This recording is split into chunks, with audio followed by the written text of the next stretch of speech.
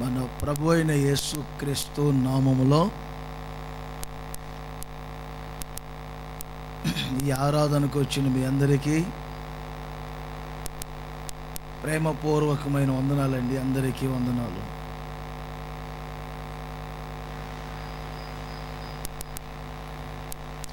సంతోషంగా ఒకసారి అందరూ గట్టిగా హల్లెలూయా అని చెప్పండి. మరొకసారి మీతో వాక్యం పంచుకోవటానికి ప్రభు ఈ సమయాన్ని ఇచ్చారు.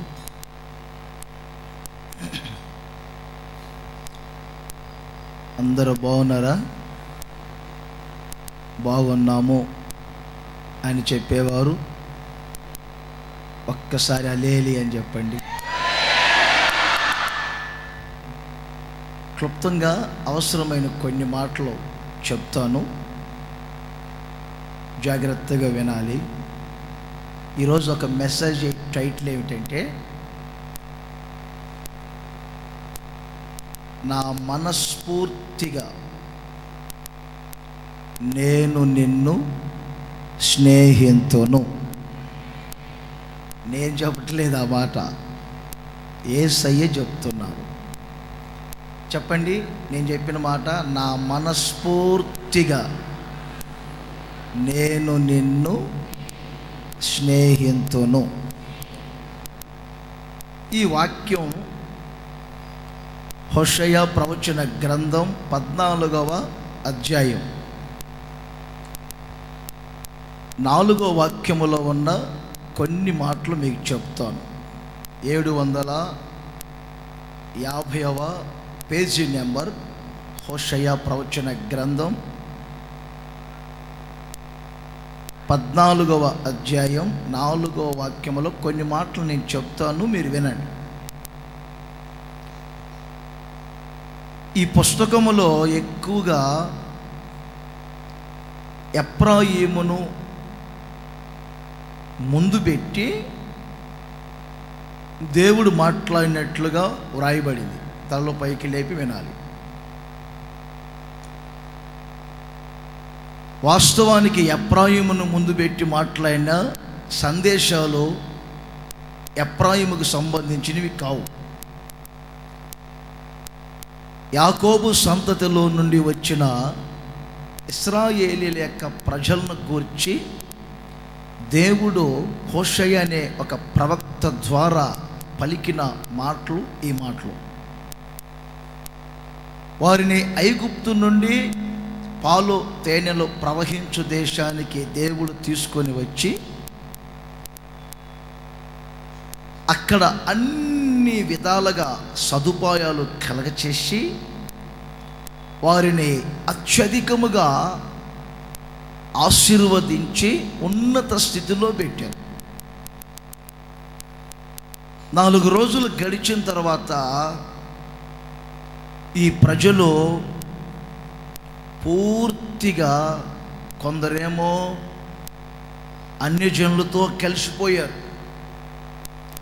మరికొందరు విగ్రహాలతో కలిసిపోయారు, ఇంకా కొంతమంది వేరు ఎండిపోయినట్లుగా ఆత్మీయ జీవితం ఎండిపోయింది. ఇంకొంతమంది ఎవరు త్రిప్పి వేయబడని అప్పము వలె ఒక ప్రక్కే కాల్చబడ్డారు. ఇంకా కొంతమంది పెరిగి గుండె గల గువ్వ వలె మార్చబడ్డారు. చివరికి గాలిని మేసే పరిస్థితులు వచ్చాయి.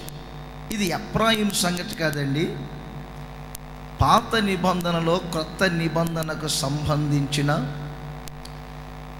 సంఘం, ఇశ్రాయేలుల ప్రజలు పరిస్థితులు అలా మారినందుకు దేవుడు బాగా వారి మీద కోపగించుకున్నారు. అసలు ఆయన కోపం ఎందుకు వస్తుందంటే, నా పట్ల మీ పట్ల ఆయన ఒక ఉద్దేశం కలిగి ఉంటారు. అది నెరవేర్చుకోవాలని ఆయన ఎప్పుడూ ఎదురు చూస్తూ ఉంటారు.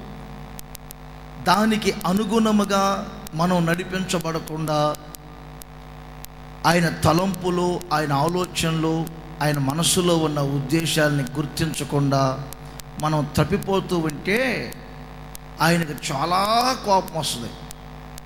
మీ పట్ల నేను ఇలా ఉద్దేశించాను, ఆలోచన చేశాను, మీరేమి తప్పిపోతున్నారు అని ఆయన కోపం రగిలిపోతుంది. ఎందుకంటే ఆయన ఆలోచనలు సఫలం కావట్లేదని, ఆయన అనుకున్న కార్యాలు జరగటం లేదని. ఈ విషయంలో తప్ప ఆయన మన మీద ఎప్పుడు కోపపడు. వారి పరిస్థితులన్నీ మరొకలాగా మారిపోయాయి. ఆ సందర్భములో ఇదిగో ఈ హోషేయ ప్రవచన గ్రంథములో 14వ అధ్యాయములో 4వ వాక్యములో ఒక 3 మాటలు చెప్పారు. అందులో నేను చెప్పాలనుకున్నది చివరి మాట. మొదటి మాట ఏమంటారంటే 4వ వాక్యములో, నేను మిమ్ములను గుణపరచెదను, అంటే బాగు చేస్తాను, మీకు స్వస్థత కలగ చేస్తాను. పరిస్థితులు అనుకూలించినందుకు మరొక మార్గములో మీరు నడిచారు. తద్వారా ప్రాణములో, ఆత్మలో, శరీరములో ఆరోగ్యకరమైన జీవితం లేకుండా మీరు పూర్తిగా అనారోగ్య స్థితికి వచ్చారు. అందుకని ఇది మొదలుకొని నేను మిమ్ములను గుణపరిచెదను, అంటే బాగు చేస్తాను. రెండో మాట ఏమన్నా తెలుసండి, మీ మీద ఉన్నటువంటి నా కోపమంతా చల్లారెను. అంతకుముందు వారు విశ్వాసఘాతకులయ్యారు. అందుకే ప్రారంభంలోనే ఆయన అంటారు, వారు విశ్వాసఘాతకులు కాకుండానట్లు నేను వారిని గుణపరిచెదను, మీ మీదనున్న నా కోపం చల్లారెను అని చివరిలో ఈ మాట అంటారు, నా మనస్ఫూర్తిగా నేను నిన్ను స్నేహితును. ఈ ఆదివారం ఆయన మనస్ఫూర్తిగా, అంటే ఇష్టముతో, ఇష్టపూర్వకముగా మీ ఒక్కొక్కరిని స్నేహించునుగాక. స్నేహించటం అంటే ఫ్రెండ్షిప్పేనండి. ఈరోజు నేను మీకు చెప్పాలనుకున్న కొన్ని విషయాలు ఉన్నాయి. యేసుక్రీస్తు ఒక ప్రక్కన మనల్ని స్నేహిస్తూ ఉన్నాడు. దీనికి వ్యతిరేకంగా 3 కార్యాలు మనల్ని స్నేహించటానికి పొంచి ఉన్నాయి. నేను చెప్తా, ఇవి మైనస్గా నోట్ చేసుకోవాలి మీరు. 1, లోకము కొన్నిసార్లు మిమ్మల్ని స్నేహిస్తుంది.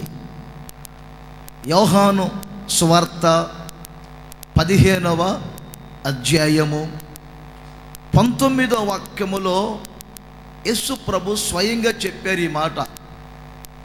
ఏమని? నేను చెప్తా. మీరు లోక సంబంధులైన ఎడల లోకము మిమ్మల్ని స్నేహించును.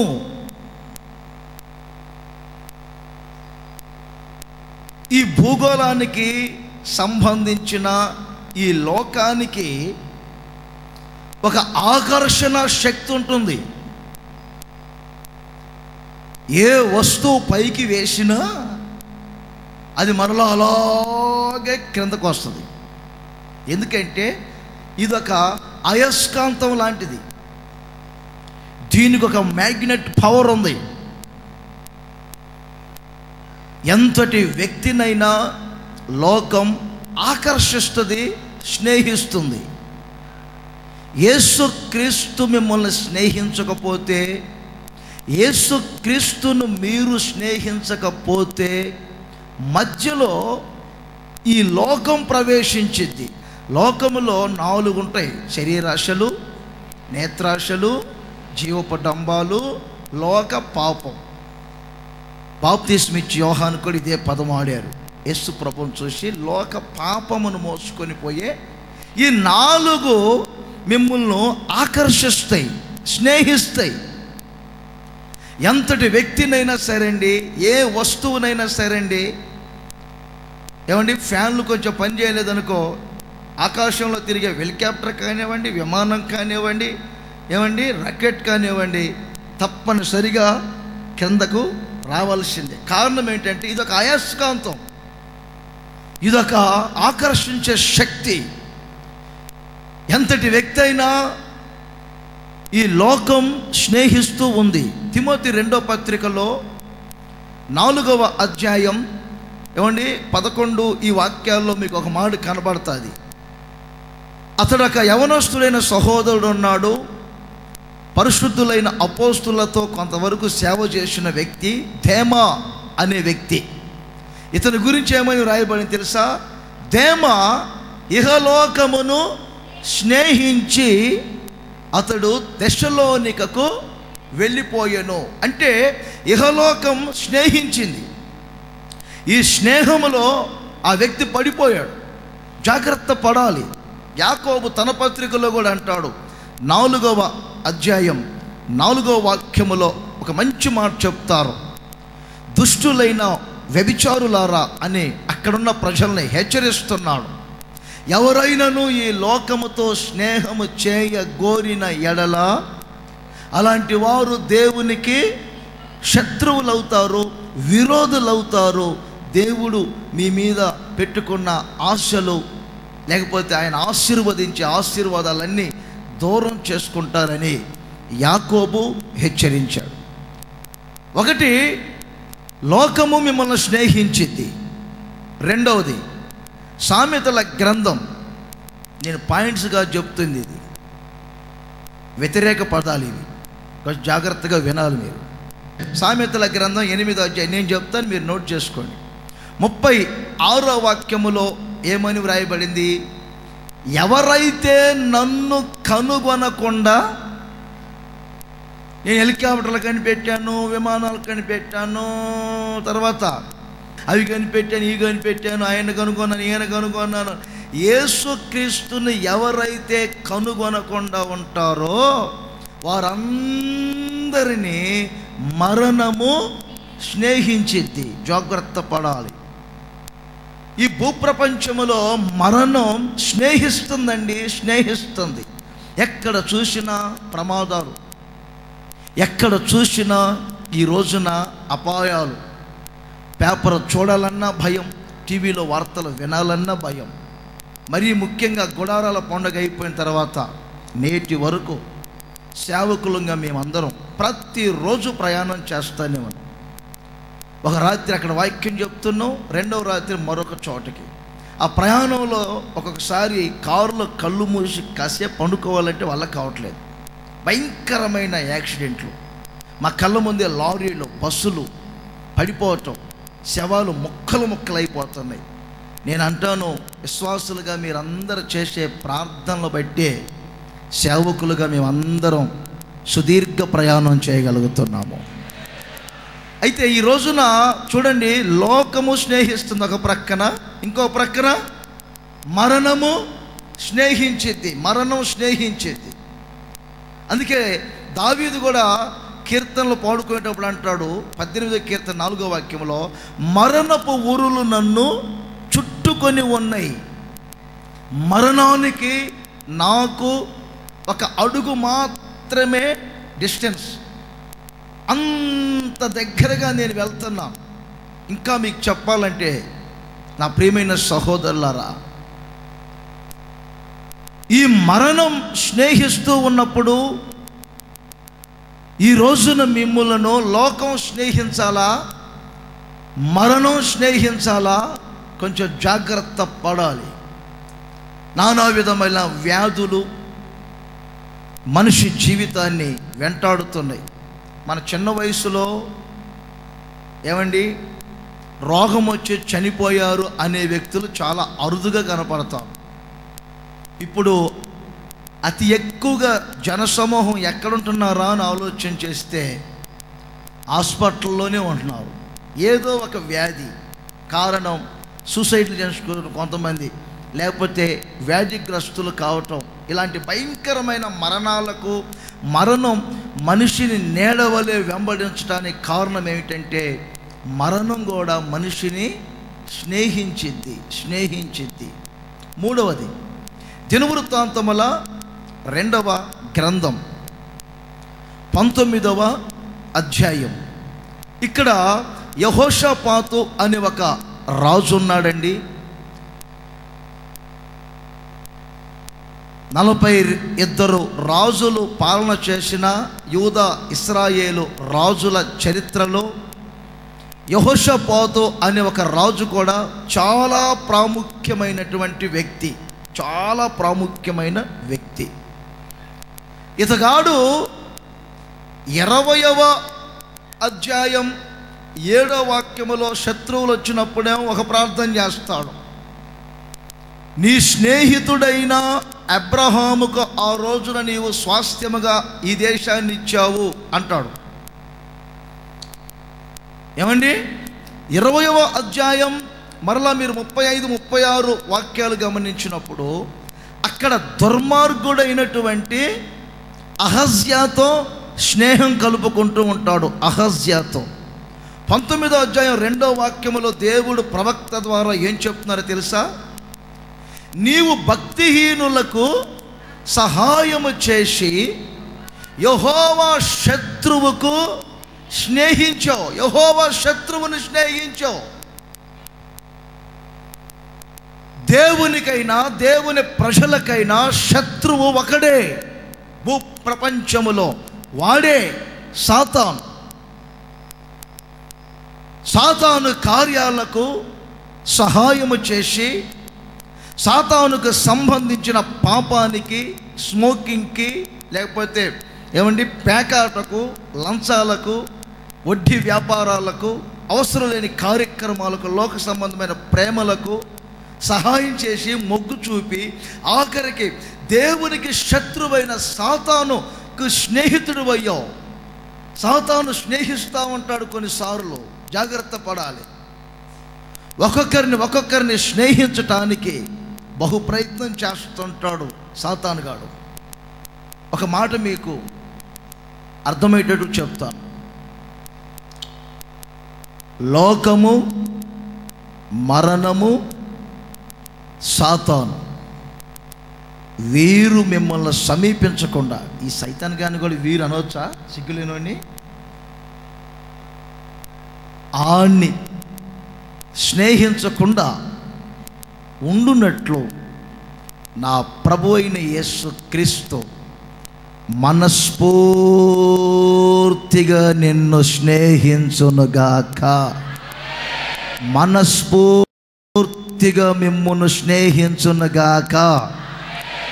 ఈ 3వ ఆదివారం ఒక్కొక్కరిని నా దేవుడు మనస్ఫూర్తిగా స్నేహిస్తున్నాడు. ఇప్పటి వరకు నా జీవితంలో కార్యాలు జరగలేదు, దేవునికి ఏమైనా విరోధమైన పని చేశానేమో, దేవుడు నా మీద కోపగించుకున్నారేమో అనుకుంటున్నారు కదా. ఒక మంచి మాట చెప్తున్నారు, మీ మీద ఉన్న నా కోపమంతా చల్లారిపోయింది. తర్వాత ఆయన మీ ఒక్కొక్కరిని గుణపరుచునుగాక. బైబిల్లో ఒక 3 వ్యక్తులు ప్రాముఖ్యంగా యేసుక్రీస్తును స్నేహించారు. వారిలో ఒక వ్యక్తి మోషే. నిర్గమకాండం 33వ అధ్యాయం రెఫరెన్స్లో నోట్ చేసుకోండి. 11వ వాక్యములో మోషేను గురించి ఒక చక్కని మాట వ్రాయబడింది.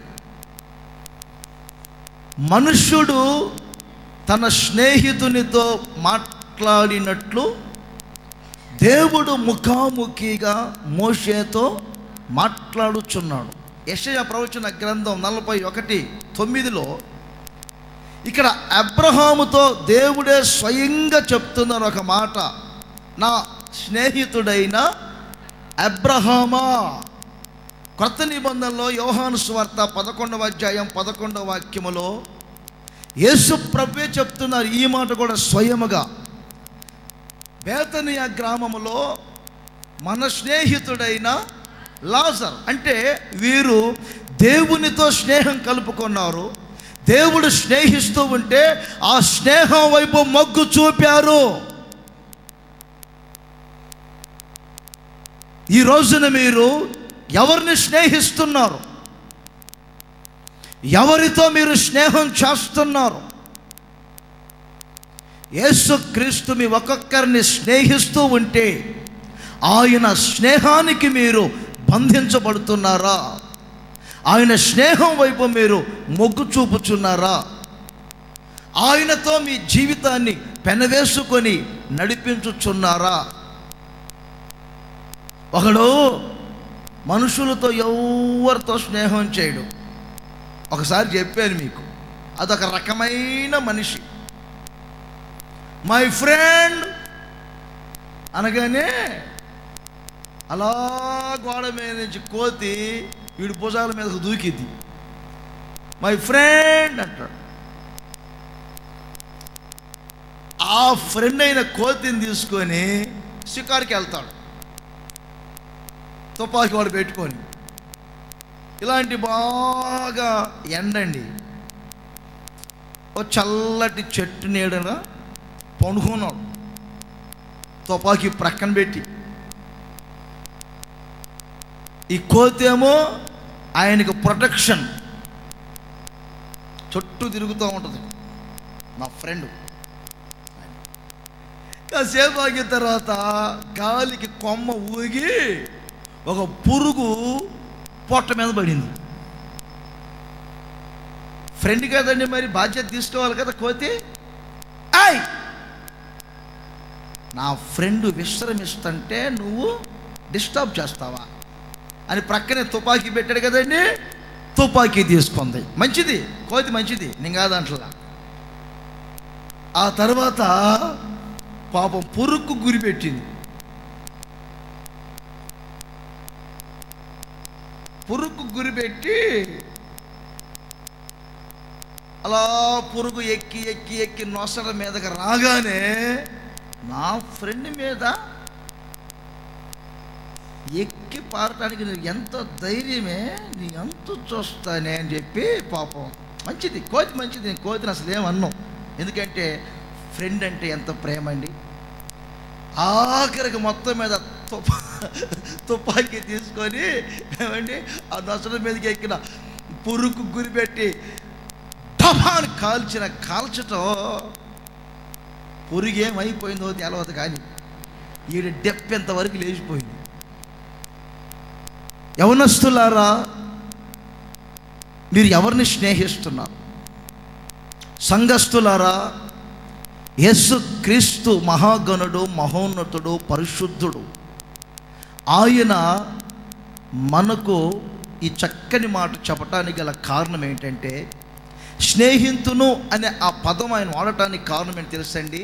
స్నేహితుని మధ్యలో ఉన్నటువంటి ఆ అనుబంధాలు వేరుగా ఉంటాయి, ఆప్యాయత వేరుగా ఉంటుంది, దగ్గర సంబంధం వేరుగా ఉంటుంది.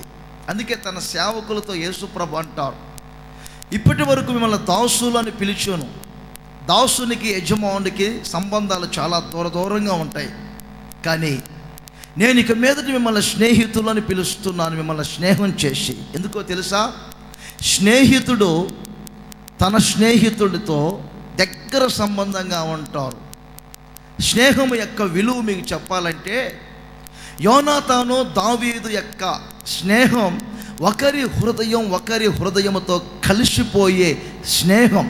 యేసయ్య మనతో స్నేహము కోరుకుంటుంది, ఎందుకంటే అంత దగ్గర సంబంధంగా ఉండాలి. మీరు నన్ను అనగలుగుతారా నా ఫ్రెండ్ అని? అనగలుగుతారా? మరి దేవుడు మనకు ఫ్రెండ్ ఎలా అవుతారు? ఆయన ఎక్కడా, మనం ఎక్కడా? ఒక స్నేహితునికి మధ్యలో ఎంత దగ్గర సంబంధం ఉంటుందో మన దేవుడు అంత దగ్గర సంబంధంగా ఉంటాడు. ఒక స్నేహితుని హృదయం తన హృదయంతో కలిసిపోతుంది. ఒక స్నేహితుని ప్రాణం తన స్నేహితుని ప్రాణంతో కలిసిపోతుంది. అంత దగ్గర సంబంధముగా ఉంటారు. నా ప్రభు అయిన యేసుక్రీస్తు ఆ విధముగా మిమ్మల్ని స్నేహించునుగాక. అలాంటి అనుభవంలో ఒక్కొక్కరిని నడిపించునుగాక. నడిపించునుగాక, నడిపించునుగాక. ఒక్కసారి గట్టిగా హల్లెలూయా అని చెప్పండి. 3 మాటలు చెప్తాను. ఆయన మనలను స్నేహించుట వలన మనకు కలిగే ఆశీర్వాదాలు ఏమిటి? 3 విషయాలు చెప్తానండి. ఇదే హోషేయ ప్రవచన గ్రంథం 13వ అధ్యాయం 5వ వాక్యములో నేను ఒక పాయింట్ చెప్తాను, నోట్ చేసుకోవాలి. ఆయన మనల్ని స్నేహించుట వలన ఎండ దెబ్బ తొలగిపోతుంది, ఎండ వేడిమి తొలగిపోతుంది. ఇక్కడ ఏమని రాయబడింది 5వ వాక్యములో? మహా ఎండకు అంటే శ్రమల గుండా వెళ్ళటం, క్రింద కాలిన అరణ్యం, నిర్మానుష్యమైన ప్రదేశం, జనసంచారము చేయని ఒంటరితనం, నిర్మానుష్యమైనటువంటి ప్రదేశం.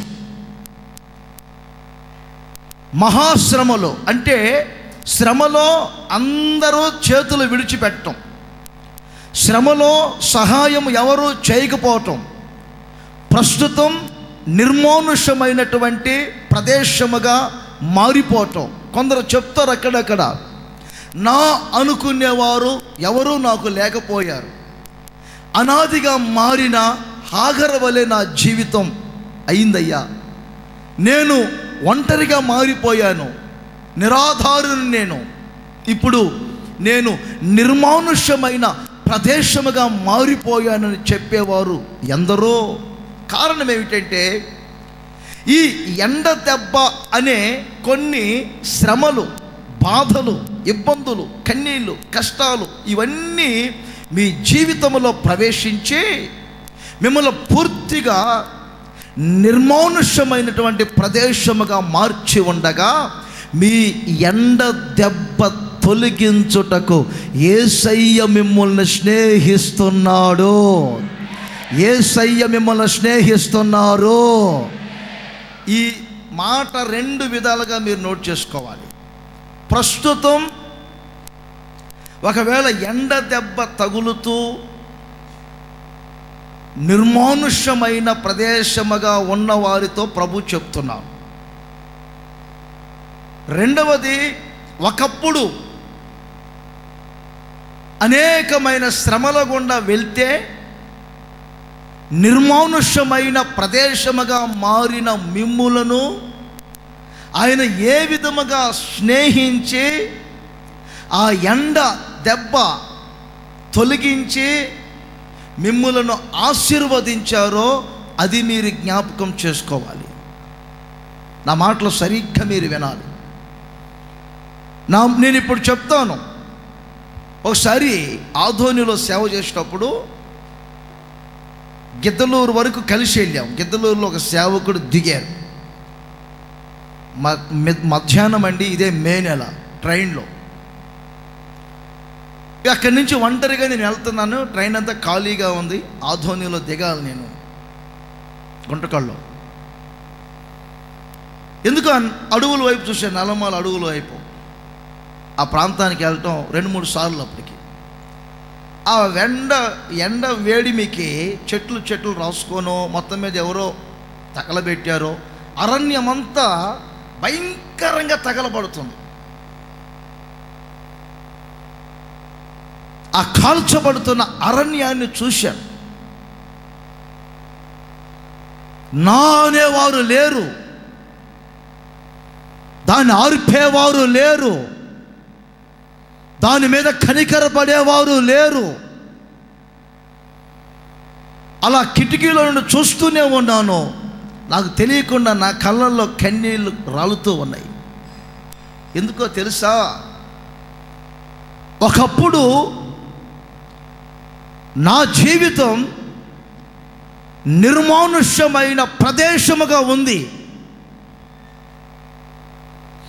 ఒకప్పుడు నా జీవితం అనేకమైనటువంటి ఎండ దెబ్బలకు పూర్తిగా సొమ్మసిల్లి అలసిపోయిన పరిస్థితులు ఉన్నాయి. ఆ రోజున ఎవరు నన్ను కనికరించలేదు, ఎవరు నా మీద జాలి పడలేదు, ఎవరు నన్ను చారదీయలేదు. అలాంటి అరణ్య జీవితం, లేక ఏమండి నిర్మానుష్యమైనటువంటి నా బ్రతుకును, ఎండ దెబ్బలకు పూర్తిగా బాధించబడిన నా బ్రతుకును ఎవరు జాలి నాకు లేదనుకున్నాను. యేసయ్య కూడా నా పైన జాలి చూపడేమో అనుకున్నాను. నా ప్రభు అయిన యేసు క్రీస్తు జాలి నొందని నా జీవితమును ఆయన జాలి పడెను. ఆయన నా అరణ్య బ్రతుకుని ఏమండి ఒక్కసారి కనికరపడి ఈ రోజున నిర్మానుష్యమైన ప్రదేశముగా కాదండి, ఒక సారవంతమైన భూమిగా యేసయ్య మార్చాడు. కారణం, నన్ను వెతికి వచ్చాడు, ఆయన నన్ను స్నేహించాడు, స్నేహ బంధాలలో నన్ను ముడివేసుకున్నాడు. కనుక ఇప్పుడు నేను ఈ మాట అనుకున్నప్పుడంతా గతంలో నన్ను అయ్యా నిర్మానుష్యమైన ప్రదేశంగా ఉంటే మీరు నా మీద కనికరపడ్డారు, నన్ను స్నేహించారు, ఆ ఎండ దెబ్బ తొలగించారు అని నేను చెప్పుకోగలుగుతాను. అలా మీ జీవితంలో కూడా ఆదివారం వచ్చేవారు ఒక 70% విశ్వాసులుంటే ఒక 30% బయట వారు ఉంటాం. ఒక 70% విశ్వాసులు ఏమనుకోవాలంటే, ఒకప్పుడు నేను ఇలాంటి భయంకరమైనటువంటి కాలిన అరణ్యంలో ఉన్నాను కదా, పలాని రోగంలో ఉన్నాను, పలాని బాధలో ఉన్నాను, సమస్యలో ఉన్నాను, త్రాగాను, పిచ్చి పిచ్చి చేష్టాలు చేశాను, నిజంగా నేను నిర్మానుష్యమైన ప్రదేశముగా ఉన్నప్పుడు నా యేసయ్య నన్ను స్నేహించారు.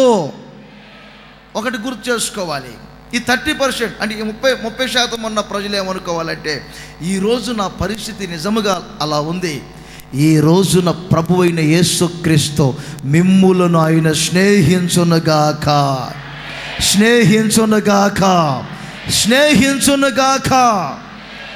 ఆయన స్నేహిస్తే ఎండ దెబ్బ తొలగిపోతుంది. ఆమె నన్ను గట్టిగా. ఎండ దెబ్బ తొలగిపోవటం అంటే 3 అనుభవాలు ఉంటాయి. ఎండ దెబ్బ పోవటం అంటే ఏమన్నా జూన్ వచ్చింది పోయింది కదా అనుకుంటాను మీరు, ఆ సంగతి కాదు నేను చెప్పేది. ఎండ దెబ్బ తొలగిపోవటం అంటే ఎండ దెబ్బ మమ్మల్ని ఏ స్థితికి తీసుకొస్తుంది, ఆ అనుభవాన్ని ఆయన తొలగిస్తాడు. ఓకే, 102వ కీర్తన 4వ వాక్యం చదువుతాను. ABC అని పెట్టుకోండి. మొదటి పాయింట్లు అందరు చదవండి. ఈ మాట చదువు వచ్చిన వారందరూ. ఎండ దెబ్బకు వాడిన గడ్డి వలె నా హృదయము. ఓకే, అర్థమైంది ఇప్పుడు మీకు? ఎండ దెబ్బ ఏం చేస్తుంది అంటే, శ్రమ ఏం చేస్తుంది, మిమ్మల్ని వాడిపోయేటట్లు చేసిద్ది. పూర్తిగా మీ హృదయం వాడిపోయింది, మీ ఆత్మీయత వాడిపోతుంది. అలా అనుకున్నప్పుడు ఎండ దెబ్బ తొలగించును అనుకున్నప్పుడు మీరు గుర్తుపెట్టుకోవాలి, ఇక మీదట ఆ ఎండ దెబ్బ, ఆ ఎండ వేడిమి అనే శ్రమలు నా జీవితంలో తొలగిపోతాయి. ఇక మీదట నా హృదయము వాడిపోదు అని మీరు అనుకోవాలి. ఇక మీదట మీ హృదయం వాడిపోదు.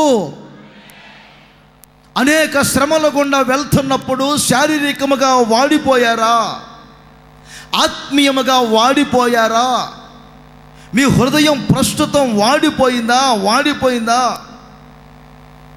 మీ ముఖాలు పూర్తిగా వాడిపోయాయా? నా ప్రియమైన సహోదరులారా, అపజయాలు ఏమండి పొడచూపాయని వాడిపోయారా? విద్యారంగంలో చదువు మీద ఒక నిరీక్షణ లేకుండా కృంగిపోయావా? వ్యాపార రంగంలో అభివృద్ధి లేకుండా కృంగిపోయారా? పరిస్థితులన్నీ అధిగమించిపోతున్నాయి, ప్రతికూలంగా మారిపోతున్నాయని పూర్తిగా ఒకవేళ వాడిపోయారా? ఇక ఆ వాడిపోయే అనుభవాలు మీ జీవితంలో ఉండవు. ఇర్మియా గ్రంథం 17వ అధ్యాయం 8వ వాక్యములో విశ్వాసులకు సంబంధించిన ఒక చక్కని మాట వ్రాయబడిందండి. వాడు జలముల యొద్ద నాటబడిన చెట్టు వలె ఉండును, అది నీటి కాలువల వారను, దాని వేళ్ళు తన్నును, వెట్ట కలిగినను అంటే శ్రమ కలిగిన, ఎండ కలిగిన, శ్రమ కలిగిన, ఇక మీదట ఎండ తగిలినను దానికి భయపడదు. కారణం యేసయ్య మిమ్మల్ని స్నేహించారు గనుక. ఇక ఎన్ని ఎండ దెబ్బలు తగిలినా దానికి మీరు భయపడరు. అంత మాత్రమే కాదండి, వర్షము లేని సంవత్సరము కూడా, పరిస్థితులన్నీ మీద ప్రతికూలముగా ఉన్నప్పటికీ మీరు ఎప్పుడు పచ్చగా ఉండబోతున్నారు, పచ్చగా ఉండబోతున్నారు, పచ్చగా ఉండబోతున్నారు, పచ్చగా ఉండబోతున్నారు, పచ్చగా ఉండబోతున్నారు. అందరూ చెప్పుకోండి, చేతుల పైకెత్తి గట్టిగా హల్లెలూయా అని చెప్పండి. పచ్చదనముగా ఉండబోతున్నారు. ఆమేన్ చెప్పండి గట్టిగా. ఇందులో ABC అని చెప్పాను. ఫస్ట్ పాయింట్లో ABC. రెండవది ఏమిటంటే యోనా గ్రంథం 4:8, ఎండకాయగా, ఓకే, ఎండ దెబ్బ తగలగా, అది నోట్ చేసుకోవాలి. ఎండ దెబ్బ తగలగా అతడు సొమ్మసిల్లెను. ఎండ దెబ్బ ఒకటి వాడిపోయేటట్లు చేస్తుంది. రెండవది, ఎండ దెబ్బ పూర్తిగా ఒక మనిషి సొమ్మసిల్లేటట్లు చేస్తుంది. సొమ్మసిల్లేటట్లు.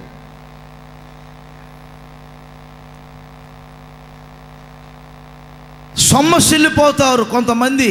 ఎండ దెబ్బ అనే ఒక శ్రమ వచ్చినప్పుడు ఎంతటి వ్యక్తి అయినా సొమ్మసిల్లిపోతాడు. వినాలి తలలో పైకి లేపి. శారీరకముగా ఈ రోజు మీరు సొమ్మసిల్లిపోయారా? ఆత్మీయంగా సొమ్మసిల్లిపోయారా?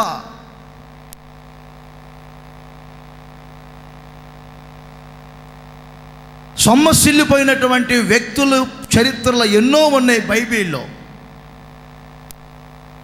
ఏలియా లాంటి భక్తుడు కూడా 850 మంది ఎదుట సవాలుగా నిలబడిన వాడు ఒక రోజున, ఏమండి, ఒక స్త్రీ ఆయన భయపెట్టారు, రేపు ఈ వేళకు నీ తలను నేను నరికి వేస్తానని. వెంటనే ఏలియా ఇలాగే ఒక దినమంతా ప్రయాణం చేసి వేడిమికి వెళ్ళి ఒక బదరి వృక్షం కింద కూర్చున్నాడు ఎండవేళ. ఆ బదరి వృక్షం కింద కూర్చొని ఇక దేవునికి అప్పగిస్తున్నాడు లెక్కలన్నీ అప్పగిస్తున్నాడు. లెక్కలన్నీ ఏమని? దేవా, ఇంత మటుకు చాలు. చెప్పండి, ఇంత మటుకు చాలు. కొన్నిసార్లు యేసన్న గారు చెప్పారు, ఎప్పుడు భార్య భర్త మీద అంట, నేను చనిపోతున్నా జాగ్రత్త, అబ్బాయి జాగ్రత్త, పెద్దోడు జాగ్రత్త, చిన్నోడు జాగ్రత్త, కొంచెం గడ్డి మేత గేదెలకు కూడా గడ్డి జాగ్రత్త అని అన్న అప్పగిస్తాడు. రోజు అరిసే కుక్క, మొరిగే కుక్క కరవదు అన్నట్టు ఆడికి ఇసుకొచ్చి చావుపో అన్నాడంట. ఒరే పెద్దోడా, మీ నాన్నగారు సాగమన్నాడురా, చనిపోతున్నాడురా, ఊరు వెలుపల బావిలో ఉంటుందిరా నా శవం, పొలాన చోట తెచ్చుకోండి రే, దినం మాత్రం జాగ్రత్తగా చేయండి అయ్యా అని అటు వెళ్తా ఉందంట. సాయంకాల సమయం మరలా వచ్చింది 4 గంటలకి. ఈడికి కూడా తీసుకొచ్చి, ఏంటమ్మా వస్తున్నావు? ఊరికి వచ్చాను. ఏంటి మబ్బట్టింది, తల తడిచిద్దని వచ్చానులే గొడుగు తీసుకొని పోవటానికి అందంట. బావిలో పడి చస్తే తల తడవదండి.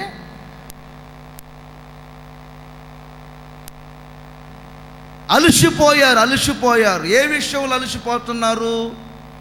దేవుని వాక్యం చెప్తుంది, మీరు అలసిపోక పరిగెత్తాలి. ఎంతవరకు పరిగెత్తాలి? పరిగెత్తిన రోజులు చాలవా అనటానికి వీలు లేదు. ఇప్పుడు ఒకవేళ నేను 44 సంవత్సరాలు నా వయసు అనుకోండి, ఏమండి, ఒక 20 సంవత్సరాలు, 21, 22, 23 సంవత్సరాల నుంచి నేను సేవ చేస్తున్నా. ఇంతటితో అయిపోయిందా? ఇంకా 50 సంవత్సరాలు పరిగెత్తాలి అలసిపోకుండా. మీరు ఇక మీదట సొమ్మసిల్లరు. చెప్పండి గట్టిగా, సొమ్మసిల్లరు. ప్రక్కనలో చెప్పండి, సొమ్మసిల్లరు. ఇంత ఏడికి ఎలా సొమ్మసిల్లకుండా ఉంటామంటారా? ఆయన స్నేహించారు గనుక ఎండ దెబ్బ తొలగిపోతుంది. సొమ్మసిల్లకుండా బలపరిచే దేవుడు నా ప్రభువైన యేసుక్రీస్తు. ఏ విషయంలో సొమ్మసిల్లిపోయారు? ఏలియా వలె సొమ్మసిల్లిపోయారా? ఏలియా, నీ శక్తికి మించిన ప్రయాణం నీకు సిద్ధమై ఉంది, లే. నీ తరువాత ఎలీషాని నువ్వు అభిషేకించాలి. నీవు ఇంకా యెహోవాను అభిషేకించాలి. నువ్వు ఇంకా ఆ రాజును అభిషేకించాలి. నేను ఇంకా నీవు అభిషేకించాలనే ప్రణాళిక కలిగి ఉంటే, ఎండ వేడిమికి అలసిపోయి సొమ్మసిల్లిపోయి ఇంత మట్టుకు చాలనుకుంటున్నావో, నీ శక్తికి మించిన ప్రయాణం నీకు సిద్ధమై ఉంది, లే. నీ అలసట తొలగిపోవునుగాక. ఆత్మీయతలో మీ అలసట తొలగిపోవునుగాక. సంసోను ఒక రోజున పచ్చి గాడిద ఎముకతో 1000 మందిని చంపిన వీరుడు అన్ని నీళ్లు లేక అలసిపోయాడండి. ఆయన చిన్న ప్రార్థన చేశాడు, దేవా, నీ సేవకుడైన నేను ఇన్ని వేల మందికి రక్షణ కలగజేసిన తర్వాత సున్నతి లేని ఈ ఫిలిష్తీయుల చేత నేను చనిపోవాల్సిందేనా అని ఆయన ప్రార్థన చేస్తే, దేవుడు చూశారండి. అలసిపోయిన ఆయన స్థితిని గమనించిన యేసు ఆయన ఒక గోతిని చీల్చి ఆయనకు నీళ్లను ఇచ్చి ఆ నీళ్లు త్రాగగా అతని ప్రాణము తెప్పరిల్లి బ్రతికెను. తెప్పరిల్లి బ్రతికెను. ఒక గొప్ప రివైవల్ కలిగింది ఆయనకి, ఒక గొప్ప ఉద్యమం కలిగింది, ఒక గొప్ప ఆసక్తి, పరుడుగా మార్చబడ్డాడు. ఎండ దెబ్బ మీరు సొమ్మసిల్లేటట్లు చేస్తుంది, వాడిపోయేటట్లు చేస్తుంది. వాటిని దేవుడు ఈ రోజున తొలగించునుగాక. ఇక సొమ్మసిల్లరు. ఇప్పుడు చదవండి, యెషయా ప్రవచన గ్రంథం 25వ అధ్యాయం 2వ వాక్యం చదువుతారు చూడండి. ఇప్పుడు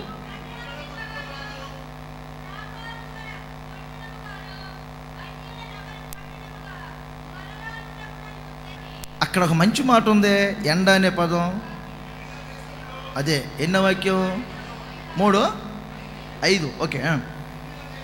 ఎండిన దేశములో, బాగా వినాలి ఈ మాట, ఎండిన దేశములో ఎండ వేడిమి అణిగిపోవునట్లు నీవు యేసయ్యా, నీవు అన్యుల ఘోషను అణచివేసితివి. ఒక్క మేఘ ఛాయ వలన ఎండ అణచివేయబడినట్లుగా బలత్కారుల యొక్క జయ కీర్తనను నీవు అణచివేయుదువు. ఒక్కసారి హల్లెలూయా చెప్పండి. గర్వించిన వారు, దుష్టులు మీ మీద, బాగా వినండి, జయకీర్తన పాడుతున్నారు. జయకీర్తన చాలా జాగ్రత్తగా వినాలి. పరిశుద్ధాత్ముడు నాతో మాట్లాడిన మాటలు మీతో పంచుకుంటున్నాను. కొన్నిసార్లు ఏమండి, మన అనుకునేవారే గర్వించి మన మీద జయకీర్తన పాడుతారు. జయకీర్తన పాడుతారు గర్వించిన వారు. కొన్నిసార్లు మీకేమనిపిస్తుందంటే, ఇంత భక్తి చేస్తున్నాను, యథార్థంగా ఉంటున్నాను, అన్యులేమిటి నా మీద జయకీర్తన పాడుతున్నారు, వారు బాగున్నారు, నేను బాగలేదు, వారికి స్వగృహం ఉంది, నాకు లేదు, వారికి స్వస్థలం ఉంది, నాకు లేదు, నా పిల్లలు ఫెయిల్ అవుతున్నారు, వారు పాస్ అవుతున్నారు, ఏమని నేను అప్పులతో బాధపడుతున్నాను, అన్యజనులు నా మీద రంకెలు వేస్తున్నారు, అన్యజనులు నా మీద జయకీర్తన పాడుతున్నారు, జయకీర్తన పాడుతున్నారు, జయకీర్తన పాడుతున్నారని ఒకవేళ నీ మీద రంకెలు వేస్తున్నారా? ఆఫీసులో మీ మీద రంకెలు వేస్తున్నారా? విద్యారంగంలో స్టూడెంట్స్ మీ మీద రంకెలు వేస్తున్నారా? మీరున్న ప్రాంతంలో అన్యజనులు రంకెలు వేస్తున్నారా? కొంతమంది ఆత్మీయులు అనుకునే వారే మిమ్మల్ని అణిచివేస్తున్నారా? మీ మీద రంకెలు వేస్తున్నారా? మీ మీద జయకీర్తన పాడుతున్నారా? అన్యుల యొక్క జయకీర్తన, ఎండ వేడిమి అంటే అన్యుల యొక్క జయకీర్తన మీ మీద ఉందేమో. ప్రభు అంటున్నారు, ఒక్క మేఘ ఛాయను పంపుతున్నాను, ఒక్క మేఘ ఛాయను పంపుతున్నాను, ఒక్క ఒక్క మేఘ ఛాయ వచ్చినప్పుడు ఎండ వేడిమి అణచివేయబడినట్లుగా నీ మీద ఉన్న అన్యజనుల జయ కీర్తన ఇది మొదలుకొని అణచివేయబడునుగాక, అణచివేయబడునుగాక. చప్పట్లు కొట్టాలి గట్టిగా. అణచివేయబడునుగాక, అణచివేయబడునుగాక. ఎవరు అన్యజనులు మీ మీద కీర్తన పాడుతున్నారో ఆ జయ కీర్తన అణచివేయబడుతుంది, అణచివేయబడుతుంది, అణచివేయబడుతుంది. ఒక్క మేఘ ఛాయను ఈ ఆరాధనలో మీకు తోడుగా పంపించబోతున్నారు. మేఘ ఛాయ పంపించబోతున్నారు మీకు. ఎండ వేడిమి అణచివేయబడునుగాక. చేతులు ఊపుతూ చెప్పాలి, గట్టిగా చెప్పాలి. ఎంతమంది రంకెలేసిన వాళ్ళు లేరండి హోసన్నా మినిస్ట్రీస్ మీద? ఎంతమంది సేవకుల మీద రంకెలేసిన వాళ్ళు లేరండి? ఎంతమంది జయకీర్తనలు పాడిన వాళ్ళు లేరండి? దేవుడు ఒక్క మేఘ ఛాయను పంపించారు. అన్యుల యొక్క జయకీర్తనను ఆయన అణిచివేసి పెట్టాడు. కంగారు పడబాకండి. మీ మీద ఎవరైనా జయకీర్తన పాడుతుంటే ఈరోజు నేను ప్రవచనాత్మకంగా చెప్తున్నా, గుర్తుపెట్టుకోండి. పెదవులు విరిచి నోరు విరిచి తల ఊపిన కొంచెం అన్నారంటే మీరు ఏం కంగారు పడబాకండి. నేను నోట్ చేసుకోండి, నేను చెప్తున్నా, దేవుని మాటే చెప్తున్నా. సేవకులుగా మీరైన విశ్వాసులైన ఆ ఎండ వేడి మీ మేఘ ఛాయ వలన అణిచివేయబడినట్లుగా కొద్ది రోజుల్లో వాళ్ళందరూ చూడండి మీ కాళ్ళ దగ్గర ఉంటారు. ఆమె అనండి గట్టిగా, మీ కాళ్ళ దగ్గర ఉంటారు. మీ కాళ్ళ దగ్గర పడి ఉంటారు. 3 విధములైన విషయాలు చెప్పా. ఒకటి, ఎండ వేడిమికి ఏమండి వాడిపోతారు, సొమ్మసిల్లిపోతారు, ఏమండి అణిచివేయబడినట్లుగా కనిపిస్తారు మీరు. కానీ దేవుడు ఒక రోజున వాటన్నిటిని తొలగించబోతున్నాడు. అందుకు ఆయన మిమ్ములను స్నేహిస్తుంది. 18వ అధ్యాయం ఆదికాండములో 1వ వాక్యములోనే ఎండవేళ అబ్రహాము గుడారపు వాకిట కూర్చొని ఉండగా యేసయ్య ఆ వ్యక్తిని లైక్ చేశాడు. చూడండి ఇక్కడ, అదే మమ్మిరే దగ్గర ఎండవేళ లేదా? ఎండవేళ అబ్రహాము గుడారపు వాకిట కూర్చొని ఉన్నప్పుడు కనబడిండు. అదే స్నేహించడానికి వచ్చాడు ఆయన. ఆయన జీవితంలో ఉన్న కొదువులు తీరుస్తున్నాడు. దీన్ని ఎక్కువ వివరించట్లా నేను. పరమగీతంలో 1వ అధ్యాయములో కూడా షులమితి నల్లని దానినని మీరు చిన్న చూపులు చూడబాకండి, నేను ఎండ తగిలిన దానను. అందుకే అనేక శ్రమలలో ఉన్న నన్ను సొలొమోనైన యేసుక్రీస్తు స్నేహించాడు. ఇప్పుడు ఈ యెరూషలేము నగర్లో పెట్టాడు. హల్లెలూయా చెప్పాలి గట్టిగా, హల్లెలూయా. ఇదే హోషేయ ప్రవచన గ్రంథంలో 2వ విషయం. మొదటి మాటలో 3 విషయాలు చెప్పాను. 2వ మాట చెప్తాను. హోషేయ ప్రవచన గ్రంథం నోట్ చేయండి. 11వ అధ్యాయం 4వ వాక్యం. ఒకడు మనుషులను తోడుకొని పోవునట్లుగా స్నేహబంధములతో నేను అతనిని ఆకర్షించి, ఒకరు పశువుల మీద కాడిని తీసినట్లు నేను అతని కాడిని తీసి. ఎందుకు స్నేహించాడు దేవుడు? 2వ పాయింట్, 2వ విషయం, కాడిని తొలగించుటకు. మొదట ఏం చెప్పాను? ఎండ దెబ్బను తొలగించుటకు. 2వది కాడిని తీసివేయుటకు. మొదటిగా ఆయన ఎండ వేడిమిని తీసివేశారు. 2వది ఆయన కాడిని తీసివేస్తున్నారు. కాడిని వినండి. ఒక పశువు మీద కాడి ఉన్నప్పుడు తేలిగ్గానే వివరిస్తాం. ఆ పశువు మీద ఉన్న కాడి తన మీద ఉన్నంత వరకు దానికి స్వేచ్ఛ, స్వతంత్రత ఉండదు. కాడి క్రింద ఒక పశువు ఉన్నప్పుడు దానికి అంత మేత వేసేవారు ఉండరు, నీళ్ళు ఇచ్చేవారు ఉండరు. అందుకే అక్కడ మీ కాడిని తీసివేసి మీ ఎదుట నేను మీకు భోజనము పెట్టి తిని అంటాడు. భోజనము అనేది కాడి తీసివేయాలి, దాని మూతికున్న చిక్కను తీసివేయాలి, ఆ తర్వాత దానికి మేత వేస్తే అది స్వేచ్ఛగా విశ్రమిస్తుంది. కాడి ఉంటే మీకు విశ్రమము లేదు, ఒక ప్రశాంతత లేదు. జాగ్రత్త పడాలి. ఒకప్పుడు నేను చెప్పే ప్రతి మాట రెండు విధాలుగా పోల్చుకోవాలి.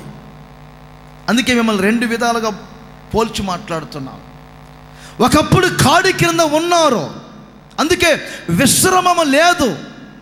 లేవియాకాండం 26వ అధ్యాయం 12, 13 ఈ వాక్యాలు కూడా నోట్ చేసుకోండి. నేను చెప్తాను అక్కడ ఒక మాట. ఒకప్పుడు ఐగుప్తులకు దాసులైతిరి, నేనేం చేశాను? ఆ ఐగుప్తీయుల యొక్క దాస్యమనే కాడిని మీ మీద నుండి తొలగించి మీ కాడి పొలుపులను నేను తెంపివేసి నేను మిమ్ములను నిలువుగా నడవచేసి తిని. ఎప్పుడో నిర్గమకాండములో ఆయన చేసిన కార్యాన్ని ఎందుకండి మరలా చెప్పుకుంటూ వస్తున్నారు దేవుడు?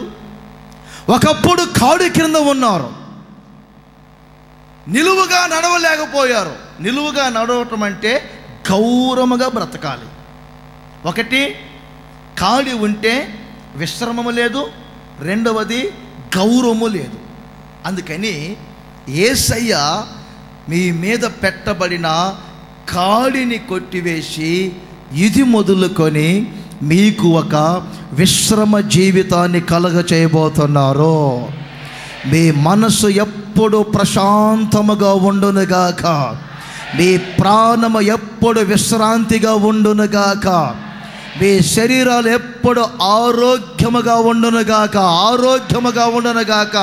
మీ జీవితం ఆకోరు లోయగా ఉండకూడదు, గొర్రెలు పరుండే విశ్రమ స్థలముగా మార్చబడాలి. ఒక విశ్రమ జీవితమే కాదండి, సమాజములో మనమందరం గౌరవముగా బ్రతకాలి.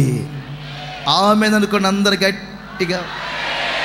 కారణం ఆయన అంటారు, మీ మీద ఉన్న కాడిని నేను తీసివేశాను. కొత్త నిబంధనలో కూడా దైవజనుడు పౌలు మంచి మాట చెప్పారు చూడండి. గలతీ పత్రికలో 5వ అధ్యాయం 1వ వాక్యం మీ అందరికీ తెలుసు కదండి. మంచి మాట చెప్పారు, విశ్వాసులకు బోధిస్తున్నాడు. యేసుక్రీస్తు మీకు ఈ స్వాతంత్ర్యము కలగచేసి ఆయన మిమ్ములను స్వతంత్రులుగా. బాగా వినండి, పంజరములో పెట్టబడిన పక్షిలాగా ఉండకూడదు. మీరు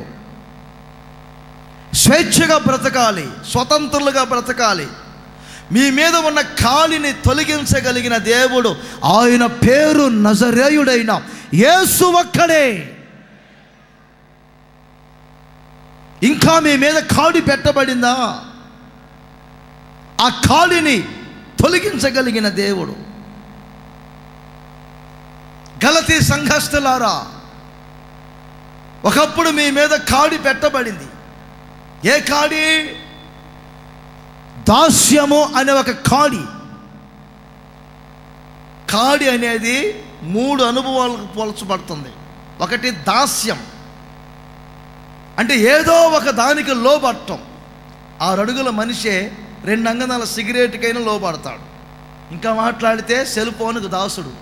ఇంత లేదండి, నేనేదో అమ్మా నెంబర్ సేవ్ చేసుకోండి అంటే ఆమెకి ఏదో తీయటం చేతకాల. ఇంత లేదు పిల్ల, నీ ముఖం ఇది కూడా తెలియదు నీకు అని తీసి దాన్ని నేను రూతు దీవే అన్నా. రూతు తీయమంటే తీతు తీసేది. బైబిల్లో ఉన్న విషయాలు మాత్రం తెలవదు, ఇలాంటి విషయాలు అన్నీ తెలుస్తాయి.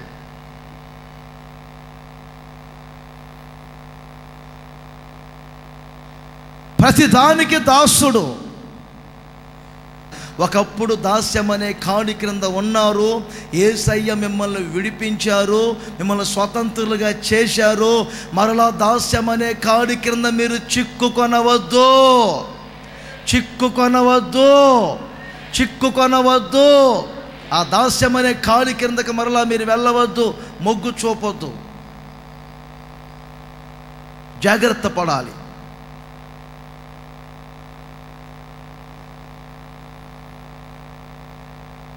ఏ కాడి కింద మీరు చిక్కుపడుతున్నారో కొంచెం ఆలోచించండి. క్రొత్త నిబంధనలో సేవకులు బోధించిన మాటలు మనం కొన్నిసార్లు టచ్ చెయ్యం, కొంచెం ఘాటుగా ఉంటాయని. పేతురు ఏమన్నాడు తెలుసా? వాంతికి మరలా తిరిగిన కుక్కవలే, కడగబడిన పంది మరలా బురదలోకి దొరిలినట్లుగా మీరు సత్యమును గూర్చి అనుభవ జ్ఞానం పొందారు, మరలా మీరు అలాంటి అనుభవాల్లోనికి వెళ్ళొద్దని హెచ్చరిస్తున్నాడు సంఘాన్ని. ఏ అలవాట్లు మానుకున్నారో, ఏ ఆచారాలు వద్దనుకున్నారో, ఏ సాంప్రదాయాలు వద్దనుకున్నారో, ఎలాంటి వైరాగ్యంతో వచ్చారో, ఏమండి ఇక్కడ ఉండండి. మీ కాడి పలుపులు ఆయన తెంపి వేస్తాడు, మీ మీద ఉన్న కాడిని ఆయన కొట్టివేస్తాడు.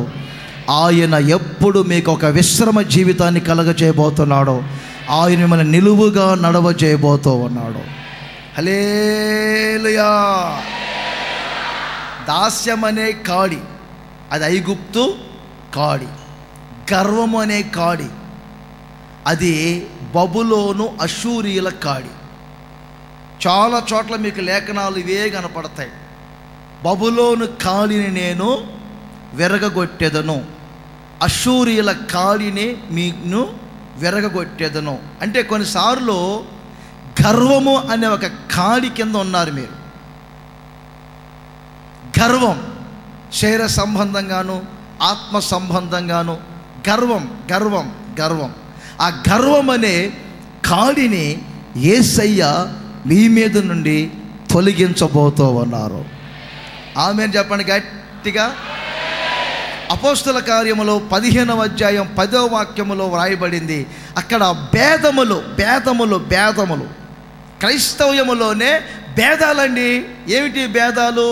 ఒకరేమో సున్నతి పొందాలి బోధ, ఇంకొకరేమో సున్నతి పొందాల్సిన అవసరం లేదు. ఒకరేమో బాప్తిస్మం పొందాలి, ఇంకొకరేమో బాప్తిస్మం పొందాల్సిన అవసరం లేదు. ఇంకొకరేమో పరిశుద్ధాత్మ పొందాలి, ఇంకొకరేమో పరిశుద్ధాత్మ పొందాల్సిన అవసరం లేదు. భేదాలు. దైవజనుడైన పేతురు అంటాడు, శిష్యుల మీద ఈ భారమైన కాడి మనం పెట్టి ఎందుకు మీరు దేవుణ్ణి శోధిస్తున్నారు? త్రిప్పి చదువుకోండి. మనము మన ప్రభు అయిన యేసుక్రీస్తు ద్వారా ఆయన కృప వలన రక్షణ పొందాము. ఎందుకు భేదాలు? పల్లెల్లోనికి వెళ్తే కుల విభజనలు, భేదాలు. క్రైస్తవ్యములో సంఘాలు భేదాలు, సేవకుల మధ్యలో భేదాలు భేదాలు భేదాలు. చేతులు పైకెత్తి గట్టిగా లేలే చెప్పండి. భేదములు అనే కాడి విరగగొట్టబడాలి. ఆమేన్ గట్టిగా. ఇంకోసారి చెప్పండి గట్టిగా. ఏ కాడి? మొదట దాస్యం అనే కాడి, 2 గర్వం అనే కాడి, 3 మొదటి మాటలో 3 మాటలు, రెండో మాటలో 3 మాటలు చెప్తున్నాయి. గర్వం అనే కాడి, తర్వాత భేదములనే, మాకు ఏ భేదాలు లేవు అనేవారు గట్టిగా లేలే చెప్పండి. యేసన్న గారు అన్నారు 1000 సంఘాలు ఉన్నాయి, 1000 సంఘాలను ఒకే విధముగా చూసుకున్నాడు. దేవుడే దానికి సాక్షి.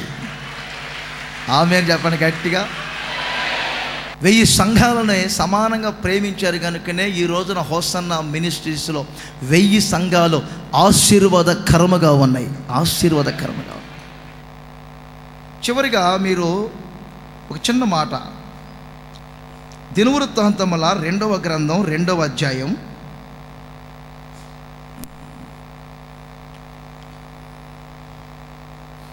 12వ వాక్యంలో 11వ వాక్యంలో ఒక మంచి మాట ఉంది చూడండి. మంచి మాట ఇది, నేను చెప్తాను, మీకు బాగా అర్థమవుతుంది. ముగిస్తున్నాను.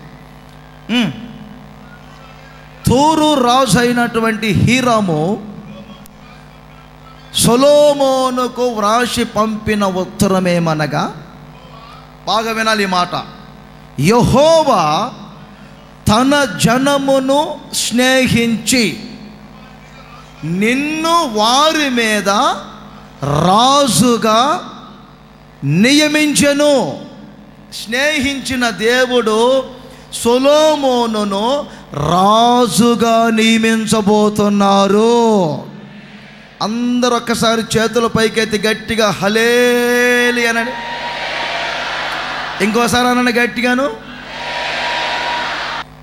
ఎవరి సొలొమోను? సొలొమోను అంటే ఏమిటి?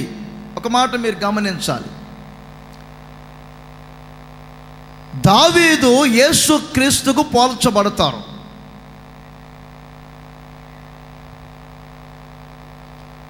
దావీదు కాలములో మందిరం కట్టాలని అపేక్ష కలిగి ఉంటే దేవుడు కట్టొద్దని చెప్పారు. ఎందుకంటే నీ చేతులు రక్తముతో నిండి ఉన్నాయి అన్నారు. వినండి ఒక్క మాట తనలో పైకి లేపి. అలాగే యేసుక్రీస్తు కాలములో కూడా ఏమండి, మందిరము అనే సంఘము కట్టబడలేదు. అందుకని దావీదు యేసుక్రీస్తుకు పోల్చబడతారు. కొత్త నిబంధనలో యేసుక్రీస్తు సంఘం స్థాపించలేకపోయారు. అంటే స్థాపించలేదు ఆయన. ఆయనే నాకంటే మీరు గొప్ప కార్యాలు చేస్తారని చెప్పారు. దావీదు సొలొమోను పుట్టగానే ఆయన ఏమన్నారు తెలుసండి? నలుదిశలో నాకు శత్రువులు, నెమ్మది లేదు కనుక దేవుడు నా గర్భాశయములో నుండి వస్తున్నటువంటి సొలొమోను ద్వారా మందిరం కట్టిస్తానని చెప్పారు.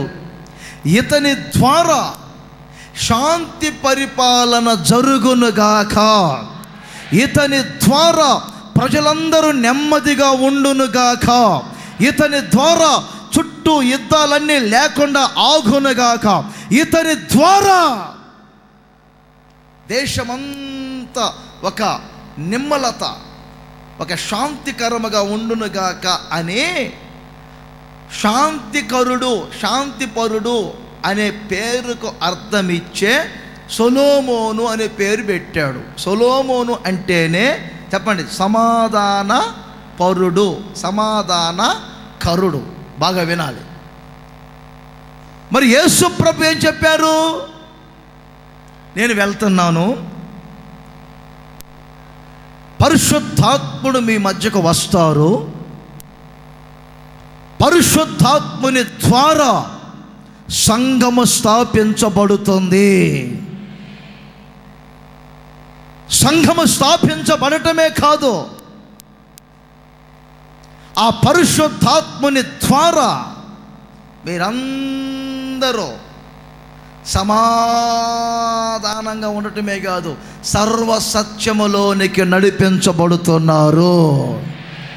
మీ మీద సొలొమోనును రాజుగా నియమించటం అంటే స్నేహించిన దేవుడు మీ ఒక్కొక్కరి మీద పరిశుద్ధాత్ముని రాజుగా నియమించబోతున్నారు. పరిశుద్ధాత్ముని రాజుగా నియమించబోతున్నారు. పరిశుద్ధాత్ముడు మీ మీద ఏలుబడి చేయబోతున్నారు. పరిశుద్ధాత్మని క్రింద మీరు ఒక్కొక్కరు ఉండబోతున్నారు. పరిశుద్ధాత్మ పాలన మీ ఒక్కొక్కరి మీద జరుగునుగాక. అందరు చేతులు ఊపుతూ చెప్పాలి గట్టిగా. రాజుల మొదటి గ్రంథం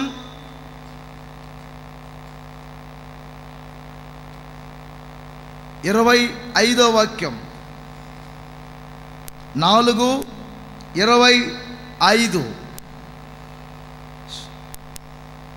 సొలొమోను దినములన్నిటిలో, బాగా వినాలి, హోసన్నా మినిస్ట్రీస్ వారేమి, చదువు, బ్రాంచీ వారేమి, దాన్ని మొదలుకనంటే దాన్ని మొదలుకానంటే చెప్పండి, మీరు చెప్పండి. బార్డర్లో మీకు బాగా తెలుసుగా. మన దేశ బార్డర్ చెప్పండి అయ్యా. కాశ్మీర్ నుండి కొంచెం గట్టిగా చెప్పవచ్చుగా. కాశ్మీర్ నుండి కన్యాకుమారి వరకు, అది దాను మొదలుకొని బేర్షాబా వరకు, అంటే కాశ్మీర్ నుండి కన్యాకుమారి వరకు అన్ని రాష్ట్రాలలో ఉన్న హోసన్నా మినిస్ట్రీస్ వారేమి, క్రైస్తవులేమి సొలొమోను దినములలో, పరిశుద్ధాత్ముని దినములలో వారి వారి అంజూరపు చెట్టు కింద, వారి వారి ద్రాక్ష చెట్ల కింద మీరు నిర్భయముగా నివసించబోతున్నారు. నిర్భయముగా నివసించబోతున్నారు. నిర్భయముగా నివసించబోతున్నారు. ఎవరి దినములలో? సొలొమోను దినములలో. యోహాను మొదటి పత్రిక 2వ అధ్యాయం మొదటి 2 వాక్యములలో దీనికి అనుగుణమైన వాక్యం ఒకటి ఉంది, పరిశుద్ధాత్మను గురించి. యోహాను మొదటి పత్రిక 2వ అధ్యాయం 2-3 వాక్యాలు. చిన్నపిల్లలారా, మీరు పాపము చేయకున్నట్లు ఈ సంగతులు మీకు వ్రాయిచున్నాను. ఎవరైనాను మీలో పాపము చేసిన యెడల, అదిగా అది నోట్ చేయ, ఎవరైనాను పాపము చేసిన యెడల నీతిమంతుడైన యేసుక్రీస్తు అను ఉత్తరవాది. అర్థమైంది మీకు ఇప్పుడు? యేసుక్రీస్తు అను ఉత్తరవాది తండ్రి యొద్ద మనకున్నాడు. ఆయనే పరిశుద్ధాత్ముడు. ఆయన సర్వలోకమునకు చెప్పాలి, సర్వలోకమునకు శాంతికరమై ఉన్నాడు. హల్లెలూయా చెప్పాలి గట్టిగా, హల్లెలూయా చెప్పాలి గట్టిగా, హల్లెలూయా. పరిశుద్ధాత్మ అనే శాంతికరుడు మీ మీద రాజుగా నియమింపబడునుగాక, రాజుగా నియమింపబడునుగాక. మీరు ఒంటరి కాదు, పరిశుద్ధాత్ముడు మీ మీద రాజుగా ఉండి నియమించి నడిపించబడబోతూ ఉన్నారు. పరిశుద్ధాత్ముని కింద మీరు నిర్భయముగా నివసించబోతున్నారు. పరిశుద్ధాత్ముడు మిమ్మల్ని శాంతికరమైన అనుభవాలను తీసుకొని వెళ్ళబోతున్నారు. పరిశుద్ధాత్ముడు మిమ్మల్ని సర్వసత్యములోనికి నడిపించబోతూ ఉన్నారు. 3 మాటలు చెప్పానండి. ఆ 3 మాటల్లో కొంచెం వివరించాను. స్నేహించిన దేవుడు ఎండ దెబ్బను తొలగిస్తాడు. ఆ ఎండ దెబ్బ అంటే ఏమిటో 3 అనుభవాలు చెప్పాడు. స్నేహించిన దేవుడు చెప్పండి, కాడిని తీసివేస్తాడు. ఏ కాడిని తీసివేస్తాడో, ఎలాంటి జీవితాన్ని ఇస్తారో చెప్పాను. స్నేహించిన దేవుడు చెప్పండి, సొలొమోనును రాజుగా నియమిస్తాడు. సొలొమోను అంటే పరిశుద్ధాత్ముని మన సంఘాల పైన రాజుగా నియమించబోతూ ఉన్నారు. ఈ కడవరి దినములలో ప్రతి ఒక్కరూ సొలొమోను ఏలుబడి కిందకు రావాలి. పరిశుద్ధాత్మ ఏలుబడి కిందకు రావాలి. పరిశుద్ధాత్మ పాలన జరగాలి. పరిశుద్ధాత్మతో నింపబడాలి. అప్పుడే నిర్భయముగా మీరు నివసించబోతున్నారు. ఈ మాటలన్నిటినీ ప్రభువు మీ హృదయములో స్థిరపరచునుగాక. అందరు లేచి నిలబడండి.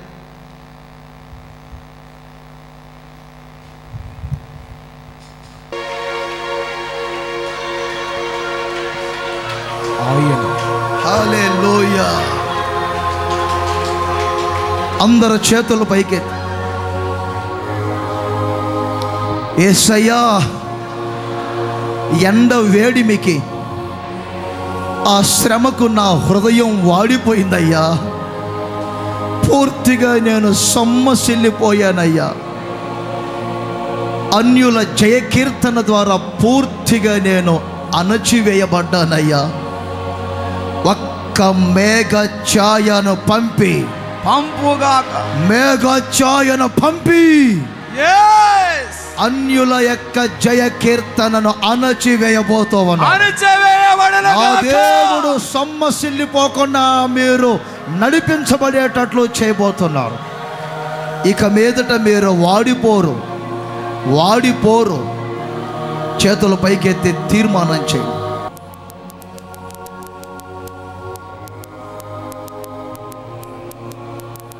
హల్లెలూయా. అందరు చేతుల పైకెత్తి మౌనముగా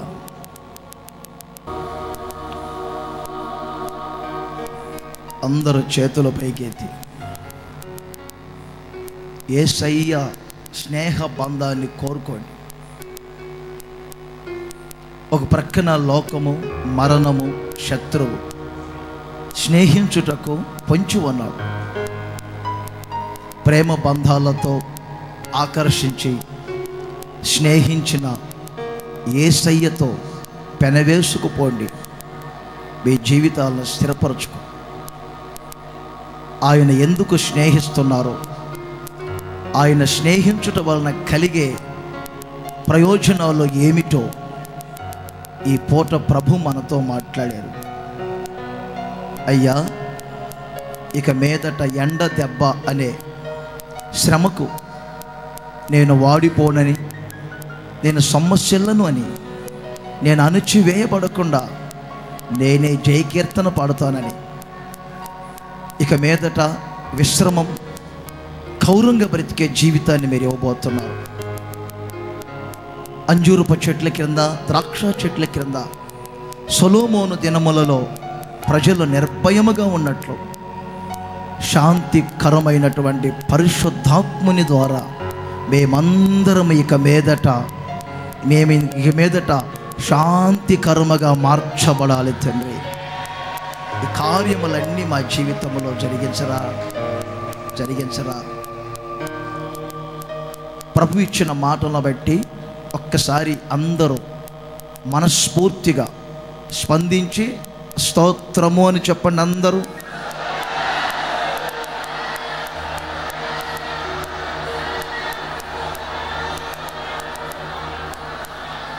అలాగే చేతుల పైకి ఎత్తండి, కనిపెట్టండి. ప్రేమకు ప్రార్థన చేస్తారు. ముగించుకుందాం. అందరూ చేతుల పైకి ఎత్తి అలాగే ఒక్క 2-3 నిమిషాలు కళ్ళు మూయండి. పరిశుద్ధుడా, ప్రేమ స్వరూపి, దయగల తండ్రి, ప్రభు ఈ ఉదయ కాలమందు అదృశ్య దేవుడిగా మా మధ్యలోనికి దిగివచ్చి ప్రభు ఈ యొక్క ఆరాధన ఆది నుండి అంతవరకు మీరు నడిపించినందుకే స్తోత్రం నాయన. అయ్యా, నేను మిమ్మల్ని మనస్ఫూర్తిగా స్నేహిస్తానని, మమ్మల్ని మీరు గుణపరుస్తానని తండ్రి ప్రభు మీ లేఖనాల ద్వారా తేటగా సూటిగా మీరు మాట్లాడినందుకే స్తోత్రం నాయన. మీ వాక్యం వ్యర్థముగా తిరిగి రాదు గనుక నాయన, మంచి నేలను విత్తబడిన విత్తనం వలె నూరంతలుగా ఫలింప చేయుటకు మీరు సమర్థుడు, శక్తివంతుడు తండ్రి. మీ స్తోత్రం. మీరు మాకు నాయన ఉత్తరవాదిగా, మీరు మా పాపములకు శాంతికరమైన దేవుడుగా ఉండి ప్రభు అయా సొలొమోను దినములలో తండ్రి ప్రతివాడు తన ద్రాక్ష చెట్టు క్రింద, అంజూరపు చెట్టు క్రింద నిర్భయంగా నివసిస్తారని చెప్పినట్లుగా ఈ సమయంలో కూడా ప్రభు మమ్మల్ని నిర్భయంగా నివసింప చేయాలని ఆశించి ఈ ఉదయకాలం అందు తండ్రి మీ లేఖనాల్లో శక్తి గల, మీ జీవం గల వాక్కులు మాకు వినిపింప చేసినందుకు స్తోత్రం, స్తోత్రం, స్తోత్రం. సర్వాధికారి, సర్వశక్తివంతుడా, మనస్ఫూర్తిగా మీరు మమ్మల్ని ప్రేమించిన మీ ప్రేమకై స్తోత్రం తండ్రి. అయ్యా, మిమ్మల్ని ప్రేమించే ప్రేమ మాకు నాయన మనపూర్వకంగా మిమ్మల్ని ప్రేమించడానికి సహాయం చేయండి నాయన. మీ ప్రేమలో ప్రభా అయ్యా మీరు మమ్మల్ని ఎంతగా ప్రేమించారు నాయన. శత్రువుగా ఉన్నప్పుడు నాయన, పాపులుగా ఉన్నప్పుడే తండ్రి మమ్మల్ని వెతికి రక్షించి తండ్రి అయ్యా ఈ యొక్క పరిశుద్ధమైన సన్నిధిలో ప్రభా ఈ సహవాసంలో తండ్రి మీ జీవంగాల వాక్కులు వినిపిస్తూ మా ఆత్మలకు సేద తీర్చి నెమ్మదిని అనుగ్రహించి యేసు రాజా మమ్మల్ని ఎంతగా మీరు ఆశీర్వదించటకు మిమ్మల్ని కృతజ్ఞతతో స్తుతిస్తున్నాం. ఆశ్రయ దుర్గమా, నమ్మదగిన వాడా, స్తోత్రం, స్తోత్రం, స్తోత్రం. యేసు రాజా స్తోత్రం, స్తోత్రం, స్తోత్రం. అయ్యా, మీ సన్నిధికి చేరి వచ్చిన మీ బిడ్డలందరిని బట్టి మీ స్తోత్రాలు చెల్లిస్తున్నాం. ప్రతి బిడ్డను మీరు ఆశీర్వదించండి తండ్రి. యేసయ్యా, మీ జీవం గల వాక్కులు నెమరు వేసుకొనొచ్చు ప్రభు వాక్యానుసారంగా జీవించడానికి తండ్రి మమ్మల్ని మేము సిద్ధపరచుకుంటకు, మా జీవితాలకు కట్టుకుంటకు సహాయం చేయండి ఆయన. కృపను అనుగ్రహించండి తండ్రి. మీ స్తోత్రం, స్తోత్రం, స్తోత్రం. చేరి వచ్చిన బిడ్డలందరినీ ఒక్కొక్కరిని ఒక్కరు కూడా వ్యర్థమైపోకుండా ప్రతి బిడ్డను మీరు ఆశీర్వదించండి, కృపను అనుగ్రహించండి తండ్రి. యేసయ్యా, ఇంతవరకు మీ సన్నిధిలో నిలిచి వాక్యం చెప్పిన మీ దాసుని బట్టి మీకు స్తోత్రాలు చెల్లిస్తున్నాం. మీ బిడ్డను మరీ ఎక్కువగా ఇంకనో బలపరిచి శక్తివంతంగా అయ్యా ప్రతి చోట దేశాల్లోనూ విదేశాల్లోనూ స్వదేశంలోనూ శక్తివంతంగా మీరు వాడుకొనిచున్నందుకై మీకు కృతజ్ఞతతో మిమ్మల్ని స్తుతిస్తున్నాం తండ్రి. ఈ దాసుని మరీ ఎక్కువగా బలపరచండి. ఇంకను ప్రభా మీరు శక్తివంతంగా వాడుకోండి. ఆయన ఆరోగ్యమును, దీర్ఘాయుషును, కృపాక్షేమాలు విస్తరింపచేసి మహిమ పొందమని వేడుకుంటున్నాం తండ్రి. మా ప్రాణాత్మ శరీరాలు మీ బలమైన హస్తలో సమర్పించుకొనిచున్న మీరే కాచి కాపాడి పరిశుద్ధపరిచి ఏ విధం చేతనైనా మీ మహిమగల రాజ్యం కొరకు రాకడ కొరకు మమ్మల్ని అందరినీ సిద్ధపరచమని మీరే మహిమ ఘనత ప్రభావాలు పొందుకోమని మా ప్రభు అయిన యేసుక్రీస్తు పరిశుద్ధ నామమున ప్రార్థించి వేడుకొనిచున్నాం తండ్రి. ఆమేన్. మన ప్రభు అయిన యేసుక్రీస్తు కృప, తండ్రి అయిన దేవుని ప్రేమ, పరిశుద్ధాత్ముని సన్నిధి, సహవాసం మనందరికీ తోడుగా ఉండునుగాక. ఆమేన్.